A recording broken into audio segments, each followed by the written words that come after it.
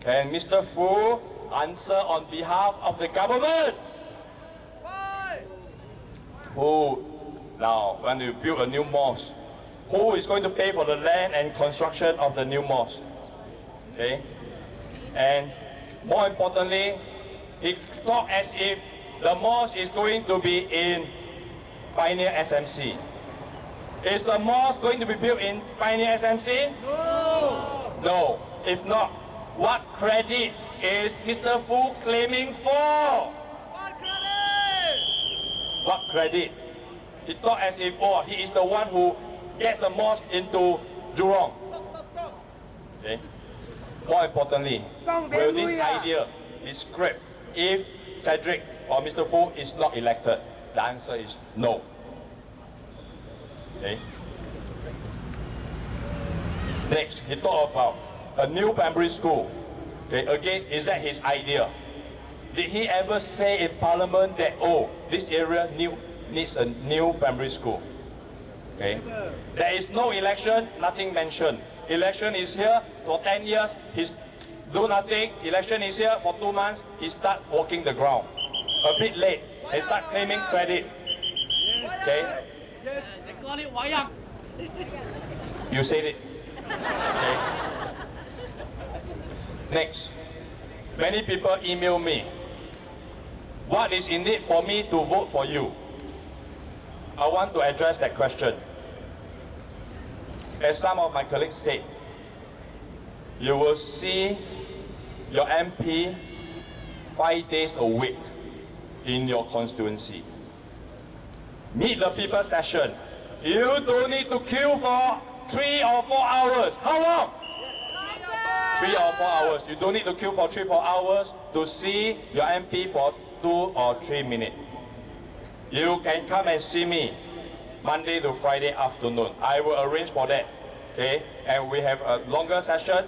Okay, if necessary, if I have written letters for you, it doesn't work, I will call out the civil servants in front of you and directly ask them how to solve the problem. Does it sound good? That is the commitment I give to you. I'm more willing to spend time with you. I am more willing to speak out for you in Parliament. In the 5 years when I was NCMP, I asked so much questions that Wong Kan Seng, as leader of the House, changed the rules in Parliament to limit the number of questions we can ask to 3. Do you know that? They limit the number of questions to 3, so that I cannot ask too many. I spoke so much that I can publish a book, 200 over pages book. And I am the MP for now that still holds a record for the most number of questions that's asked. That is the commitment I put to you, to represent you and raise your concern. And as I give out my amendment calendar with my hotline number, if you have any problems in your estate, you call me, I come and see you. Okay? No MPs have given you that guarantee. So, is Mr. Fu willing to spend more time and commitment and energy with you? Or is he going to just disappear again for the next 5 years? Because most likely, this will be his last 5 terms, if he is ever elected. Okay? PMP never help. They only lecture us. Thank you. And now, I will move on to national issues. Never mind, carry on, carry on.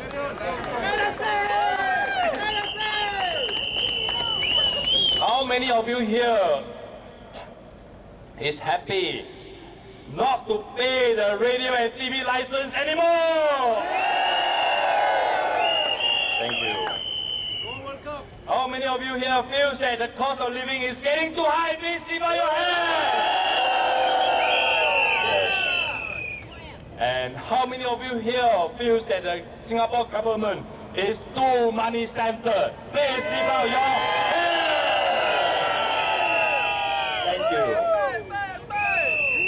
has your life got better in the last 5 years? Are you working harder and yet having less money and time to spend with your family? Yes? Yes. Let me give you some statistics. Statistics is a bit boring, but it's important. Okay?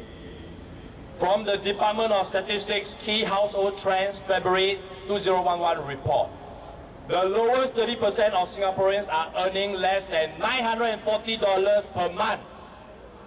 Do you know that? How much? $940 per month. Lowest 30% of Singaporeans. That is from the Department of Statistics. The median income is at 1,506. That means 50% of our employed Singaporeans are earning less than $1,506 per month. Can you believe that? This amount is earned by our ministers in an hour or two. In an hour or two, with the GST, the charges, the car park fines, the levies, the taxes that is imposed on you. Is it right? No! Do you like it? No! You don't like it? That is not correct. There is something very wrong here. Very wrong, yeah! Thank you. Next, from the CPF annual reports, in 2001, the number of active CPF members making less than 1,000 per month was 200,678. That is 15.8% of total CPF members. By 2004, the numbers had risen to 215,167. That is 16.2%. And by 2009, the numbers exploded to 285,789. That is 17.4%. Statistics. But more interestingly, and in tune with many complaints by those above 45, those having problems getting good, decent paying jobs, of the 70,622 increase from 2004 to 2009, 55,529 came from members above 45 years of age. That is, as of 2009, 1 in 4 members above 45 years old makes less than 1,000 per month. 1 in 4. And this is during the best years in Singapore. So, below all the beautiful infrastructure, our magnificent buildings, there is real poverty in Singapore. And this is not being addressed. Has it been addressed? No! Many families are falling through the crack. That is why you see many people living in void decks and on the beach. Right? Yes. Again, from the 2008 Department of Statistics survey, the lowest 20% of households are earning an average of $1,309 per month in 1998. 10 years later, by 2008, their average earning has gone down by $35 to $1,274. That is not factoring inflation. So their earning has gone down over 10 years, okay, for the lowest 20%. And all this while their average monthly household expenditure shot out from $1,693 in 1998 to $1,760 in 2008. Effectively, the lowest 20% of households in our society has been in deficit since 1998. And that deficit has shot up to minus 486, an increase of $100 in these 10 years. Okay. What does it mean? meaning going forward, the lowest 20% of our population will find it hard to catch up in income. Worse, with the current government policy, their deficits can only get worse, not better. That is why we need to seriously study the feasibility of a minimum wage scheme. Government help is not the answer because that is uncertain and it depends on whether there is an election coming. Like today, without a decent paying job for Singaporeans, the lowest 20% and more of our population cannot hope to exist with self-respect. To quote from Professor Tommy Cole, the reality is that for the bottom 30% of our population, life is very tough. Is it right? Yes. Is our life very tough? Yes. So, what is the problem here?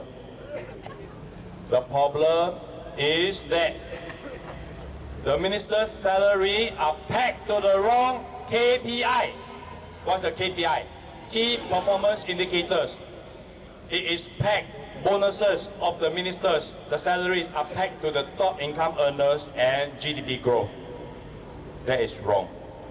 It is too narrow.